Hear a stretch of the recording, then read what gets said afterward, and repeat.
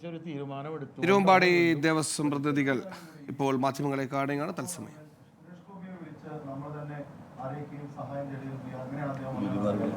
ഞങ്ങളാരെയും അങ്ങനെ ഞങ്ങളാരെയും അങ്ങനെ വിളിക്കുകയുണ്ടായിട്ടില്ല.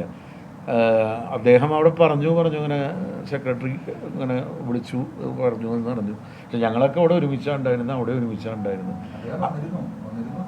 അല്ല, അദ്ദേഹം അവിടെ വന്നിരുന്നു, ബാക്കിയുള്ളവരൊക്കെ വന്നിരുന്നു. മറ്റേ സുനിൽകുമാർ വന്നിരുന്നു, മറ്റേ മന്ത്രി രാജൻ മിനിസ്റ്റർ വന്നിരുന്നു.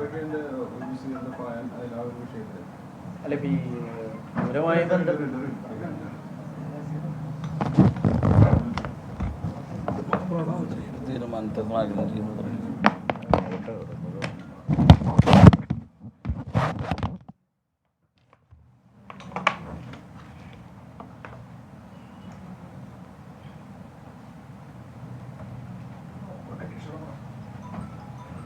പൂരമായി ബന്ധപ്പെട്ട് ഇപ്പോൾ എല്ലാ കാര്യങ്ങളും അതിൻ്റെ അക്കട്ട് വ്യക്തമായി ബഹുമാനപ്പെട്ട പ്രസിഡന്റ് ഇവിടെ അവതരിപ്പിച്ചു.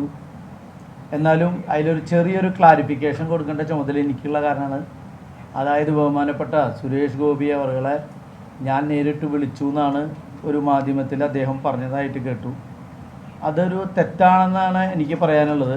കാരണം എന്താ വെച്ച് കഴിഞ്ഞാൽ എന്നെ അദ്ദേഹത്തിൻ്റെ ഒരു PA എന്നെ വിളിച്ചിട്ടാണ് ഞാൻ ഇങ്ങനെ സുരേഷ് ഗോപി സാർക്കൊന്ന് ഫോൺ കൊടുക്കുന്നുണ്ട്. അതൊരു ഗ്രൂപ്പ് ഡയലിംഗാണ് തോന്നുന്നു. 1-2 മിനിറ്റ് കഴിഞ്ഞതിന് ശേഷമാണ് സുരേഷ് ഗോപി സാർ അത് അറ്റൻഡ് ചെയ്തത്, രാത്രിയായിരുന്നു.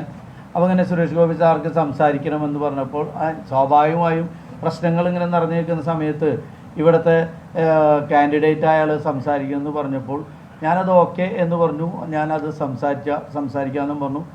ഉണ്ടായ സംഭവങ്ങൾ അദ്ദേഹത്തെ ധരിപ്പിച്ചു. പക്ഷെ അതിൽ വേറൊരു തരത്തിൽ അതിനെ വ്യാഖ്യാനിക്കാൻ പാടില്ലായിരുന്നു. എനിക്ക് ഇപ്പോഴും ഒരു റിക്വസ്റ്റ് ഉള്ളത്, ഈ പൂരത്തിൻ്റെ കാര്യങ്ങൾ ഒരിക്കലും ഇനിയൊരു രാഷ്ട്രീയവൽക്കരിക്കാൻ ഒരാൾ പോലും തുനിയരുത് എന്നുള്ളൊരു വിനയപൂർവ്വം ഞാൻ അഭ്യർത്ഥിക്കുകയാണ്. എന്താ വെച്ച് കഴിഞ്ഞാൽ ഈ തൃശ്ശൂർ പൂരം എല്ലാ രാഷ്ട്രീയ പാർട്ടികളുടെയും എല്ലാ ജനങ്ങളുടെയും ജാതി മതഭേദമന്യേ എല്ലാവരും സന്തോഷിക്കുന്ന ഒരു വലിയ ഉത്സവമാണ്. ആ ഉത്സവത്തിലേക്ക് ചെറിയ ചെറിയ രാഷ്ട്രീയം അതിൽ കലത്തരുത് എന്നാണ് എൻ്റെ ഒരു വ്യക്തമായ അഭിപ്രായം. അല്ലെങ്കിൽ മറ്റ് ആൾക്കാരോട് എനിക്കൊരു റിക്വസ്റ്റ് ഉള്ളത്. മറ്റു കാര്യത്തിൽ ഇപ്പോൾ ബഹുമാനപ്പെട്ട മുഖ്യമന്ത്രി ഈ വിഷയത്തിൽ ഇടപെട്ടു. ആ ഇടപെട്ടതിൽ ഞങ്ങൾക്ക് തിരുവമ്പാടി ദേവസ്വത്തിന് അതിന് ഉടനെ തന്നെ അതിൻ്റെ ഞങ്ങൾ മുഖ്യമന്ത്രിയുമായി ബന്ധപ്പെട്ടപ്പോൾ തന്നെ അതിന് വളരെ സെക്കൻഡുകൾ വെച്ച് അല്ലെങ്കിൽ മണിക്കൂറുകൾക്കുള്ളിൽ അതിനൊരു ഒരു റിസൾട്ട് ഉണ്ടാക്കാൻ അദ്ദേഹത്തിന് സാധിച്ചു. ആ കൺസേൺഡ് ഉദ്യോഗസ്ഥനെ മാറ്റി നിർത്തുകയും അതിനെ തുടർന്ന് അതൊരു അന്വേഷണത്തിന് വയ്ക്കുകയും കാര്യങ്ങൾ ചെയ്തു. അദ്ദേഹത്തിന് ആദ്യമായി ഞങ്ങൾ തിരുവമ്പാടി ദേവസ്വത്തിൻ്റെ ഒരു നന്ദി രേഖപ്പെടുത്തുകയാണ്. അത് തിരുവമ്പാടി തട്ടകക്കാരുടെയും അല്ലെങ്കിൽ ഈ ഒരു വലിയൊരു ഇഷ്യൂ വളരെ ചെറുതാക്കി അതിനെ ഭംഗിയാക്കി ഉദ്യോഗസ്ഥ മേധാവിത്വത്തെ അവിടെ അടിച്ചൊതുക്കുന്ന വിധത്തിലേക്ക് ഒരു റിസൾട്ട് ഉണ്ടാക്കിയതിന് ബഹുമാനപ്പെട്ട മുഖ്യമന്ത്രിക്കും ഇവിടുത്തെ മന്ത്രി രാജനും ഞങ്ങൾ തിരുവമ്പാടി ദേവസ്വത്തിൻ്റെ നന്ദി രേഖപ്പെടുത്തുന്നു. തുടർന്ന് ഇതിനൊരു അന്വേഷണം വേണം.